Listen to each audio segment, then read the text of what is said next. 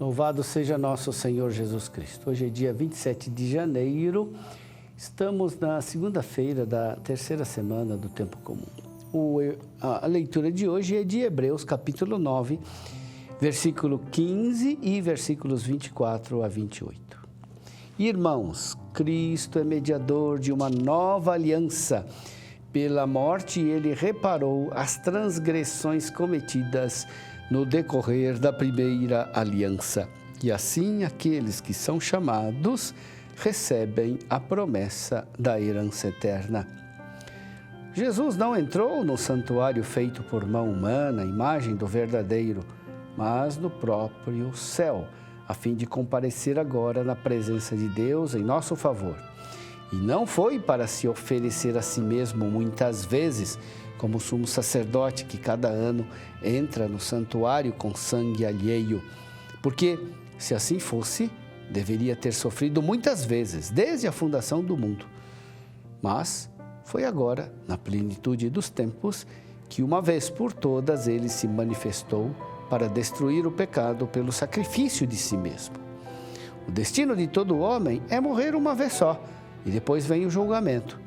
Do mesmo modo, também Cristo, oferecido uma vez por todas para tirar os pecados da multidão, aparecerá uma segunda vez fora do pecado para salvar aqueles que o esperam.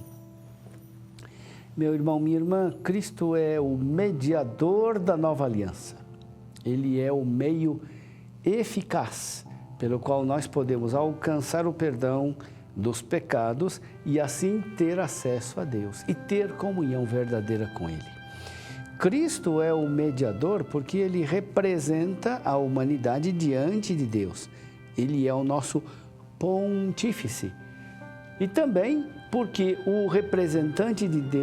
Ele é o representante de Deus para nós. Ele é o apóstolo do Pai. Para realizar nossa comunhão com Deus, Cristo ofereceu um sacrifício definitivo, uma vez por todas. Ele não precisa repetir todos os anos o sacrifício. Seu sacrifício é tão eficaz que não precisa mais ser repetido. Ele alcançou para nós o verdadeiro perdão dos pecados.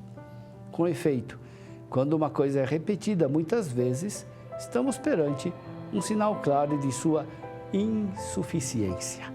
O sacrifício de Cristo, pelo contrário, tem eficácia em si mesmo e não necessita ser completado por uma contínua repetição.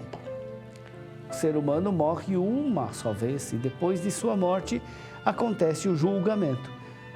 Também Cristo morreu uma só vez, mas a sua morte não foi uma morte qualquer, pois aconteceu para tirar os pecados da multidão.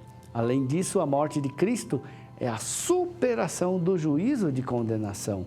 Por isso, aquilo que tornava a morte terrível e aterrorizante para nós, ou seja, a perspectiva do juízo de condenação, tudo isso é superado mediante a morte que Cristo ofereceu como sacrifício em nosso favor.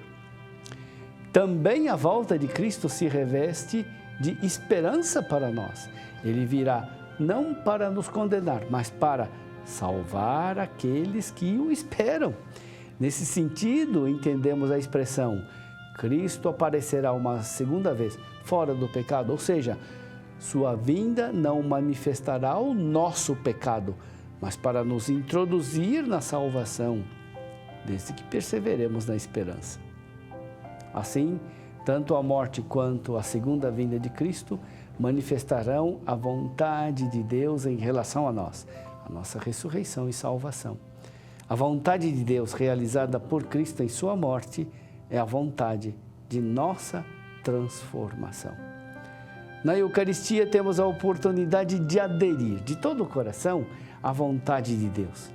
Peçamos ao Senhor a graça de entrar nesse mistério que Cristo realizou em nosso favor.